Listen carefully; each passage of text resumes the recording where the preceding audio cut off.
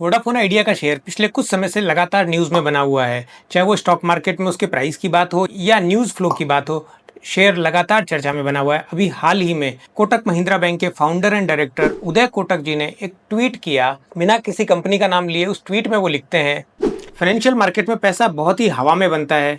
एक ऐसा मॉडल जो भी कंपनियां फाइनेंशियल डिफिकल्टी से गुजर रही हैं, वो क्या करती हैं कि अपने उधार मांगने वालों को वो उस कर्जे के बदले शेयर दे देती हैं।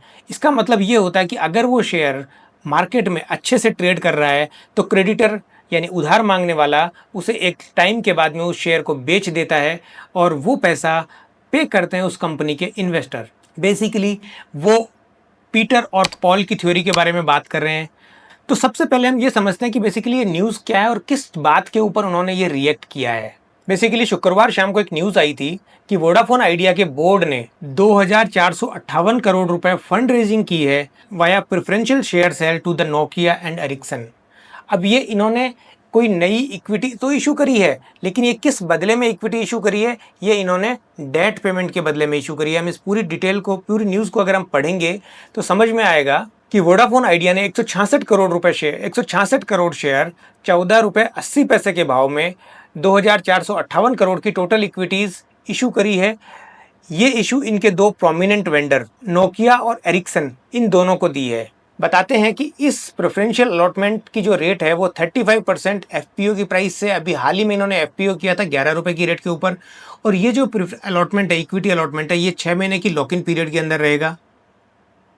इसका मतलब ये हो जाएगा कि post this preferential allotment Nokia और एरिक्सन का वोडाफोन आइडिया के शेयर अंदर लगभग 1.5% और 0.9% शेयर हो जाएगा। प्रमोटर शेयर होल्डिंग यानी एबीजी एंड वोडाफोन की जो शेयर होल्डिंग रहेगी वो 37.3% रहेगी और गवर्नमेंट ऑफ इंडिया की जो शेयर होल्डिंग है वो 23.2% रहेगी। With the balance 37% share holding public के हाथ में है। अभी हम ये गवर्नमेंट शेयर होल्डिंग को भी देखेंगे तो गवर्नमेंट की शेयर होल्डिंग भी डेट को कन्वर्ट होके ही आई है। क्यों? क्योंकि गवर्नमेंट वोडाफोन आइडिया के कुछ पेमेंट मांगती थी, वो पेमेंट चुकाने की स्थिति में नहीं था, तो गवर्नमेंट ने अपने डेट को इक्विटी में कन्वर्ट कर लिया। आगे वोडाफोन ने कहा है कि लगभग 24,000 करोड़ की इक्विटी रेज करने का जो उनका प्लान था वो उस प्लान के ऊपर कंटिन्यूअसली चल रहे हैं। अभी 2-3 दिन पहले ही एसबीआई लेड कंसोर्टियम से एक 14,000 करोड़ रुपए के लोन की इन प्रिंसिपल अप्रूवल भी कंपनी ने लिया है। इस सारी कवायद के पीछे कंपनी का जो मकसद है वो ये है कि जो इनका एक टेलीकॉम बिजनेस जो अनप्रॉफिटेबल हो गया है due to their loan and due to the inefficiency, वो उसको टर्न अराउंड कर दें, including the 5G roll out अभी तक जो कि वो नहीं कर पाए हैं।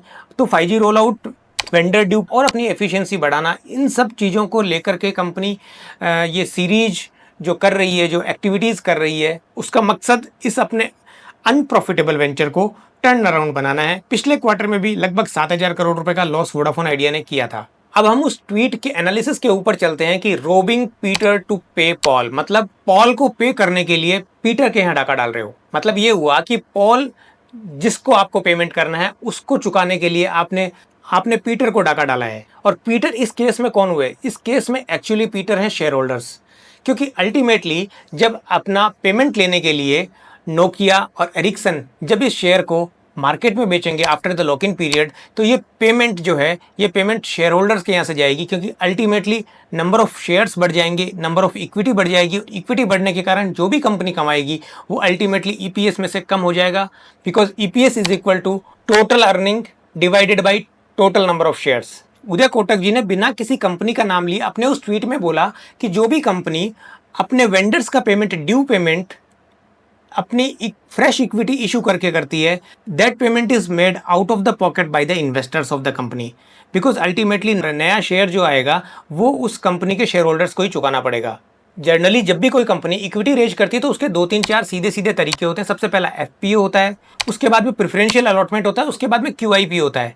लेकिन वेंडर का जो ड्यू पेमेंट है उसको पेमेंट करने के लिए अगर कोई भी कंपनी इक्विटी वाले मेथड का इस्तेमाल करती है, उसको वेंडर को प्रेफरेंशियल अलॉटमेंट इशू करती है, तो इसका मतलब है कंपनी की फाइनेंशियल स्टेबिलिटी के ऊपर अभी भी सवाल है। वो कंपनी के पास में कैश क्रंच चल रहा है, वो कंपनी अभी भी पेमेंट करने में सक्षम नहीं है। और वोडाफोन आइडिया के केस में हम यही देख रहे हैं। इसीलिए सारे एनालिस्ट जो भी इस डील के अगेंस्ट हैं, उनका कारण यही है। क्योंकि अगर आइडिया की बैलेंस शीट के अंदर भी अगर हम देखेंगे तो अधिकतर सबसे बड़ा जो प्रॉब्लम है वो है उसका डेट रीपेमेंट का जो इंटरेस्ट हो रहा है, उस इंटरेस्ट के चक्कर में ही कंपनी लॉस में आ रही है। लगभग 2.5 लाख करोड़ रुपए का कर्जा है। लेकिन इन सारे न्यूज़ फ्लो को अगर हम समझने की कोशिश करेंगे एक ब्रॉड व्यू बना के, तो कंपनी के ऊपर व्यू बनाने में हमें आसानी हो जाएगी। सबसे पहला बात यह है कि कंपनी एक टर्न अराउंड बनने की कोशिश कर रही है, बनी नहीं है। ऑब्वियसली टर्न अराउंड होने की कोशिश करने के लिए कंपनी को अपने सबसे पहले कैश फ्लो संभालने होंगे। कैश फ्लो मतलब जो भी कंपनी के लीकेज हो रहे हैं, तो लीकेज को रोकना होगा। और लीकेज सबसे बड़ा है ब्याज का लीकेज, इंटरेस्ट का लीकेज। तो जहां भी इंटरेस्ट का पेमेंट हो रहा है, कंपनी ने थोड़े दिन पहले गवर्नमेंट की जो डेट थी उसको इक्विटी में कन्वर्ट किया, अभी वेंडर रीपेमेंट कर रही है, अभी उन्होंने एफपीओ के थ्रू पेमेंट लिया है। तो ये सब करने की कोशिश में कंपनी कुछ पैसा अपने पास रखना चाह रही है, क्योंकि उनको आगे पीछे 5G रोल आउट भी करना है, अपनी नेटवर्क प्रेजेंस सुधारनी है, अपनी सर्विसेज को सुधारना है। और नया जो इक्विटी इशू किया जा रहा है, वो नया इक्विटी किसी भी सूरत में तुरंत मार्केट में डंप नहीं किया जा सकता। एटलीस्ट शेयर होल्डर्स के पास में 6 महीने का लॉक इन पीरियड तो है ही। मतलब तुरंत आके मार्केट के ऊपर, शेयर प्राइस के ऊपर हैंगओवर क्रिएट नहीं होगा। दूसरी चीज, सबसे बड़ा जो ट्रिगर होगा ना आइडिया के शेयर के अंदर, वो होगा टेलीकॉम प्राइस, टेलीकॉम के जो टैरिफ हाइक हैं वो होना। चुनाव हो चुके हैं, हमने एक पिछले वीडियो में भी इन सब चीज़ों को डिटेल में डिस्कस किया था, तो आप वो वीडियो जाके देखेंगे तो आपको काफ़ी हद तक क्लियरिटी हो जाएगी कि हम किन बातों की बात कर रहे हैं। वोडाफोन आइडिया एक्चुअल ट्रिगर है प्राइस हाइक होना, लेकिन प्राइस हाइक आज नहीं तो कल होगा ही होगा। लेकिन वो सब डिपेंड है जियो के ऊपर। रिलायंस जियो जब चाहेगा तभी प्राइस हाइक होगा। ऑब्वियसली इलेक्शन के बाद सबसे सही टाइम है ये सब चीज़ें करने का, लेकिन कब होता है वो तो भविष्य के गर्त में ही है। उसके अलावा कि बुल मार्केट में जब भी कोई सेक्टर टर्न अराउंड होता है, तो उसमें सबसे ज़्यादा जो बेनिफिट होता है वो उस सेक्टर की सबसे पिटी हुई बैलेंस शीट वाली कंपनी को होता है। और आइडिया इस बात का परफेक्ट कैंडिडेट है। चलते चलते हम आइडिया का एक क्विक टेक्निकल एनालिसिस भी कर लेते हैं। आइडिया का शेयर इलेक्शन दिन की वॉलेटिलिटी के बाद में कंटिन्यूसली एक अप ट्रेंड के ऊपर चल रहा है। अभी इन्होंने एक नीचे से एक राउंडिंग बॉटम पैटर्न बना के लगभग ब्रेकआउट के कगार के ऊपर है। लेकिन सस्टेंड ब्रेकआउट तभी आ सकता है जब 18.50 रुपये के ऊपर प्राइस क्लोजिंग बेसिस के ऊपर ब्रेकआउट दे, तभी जाके हम उसको रियल ब्रेकआउट मानेंगे।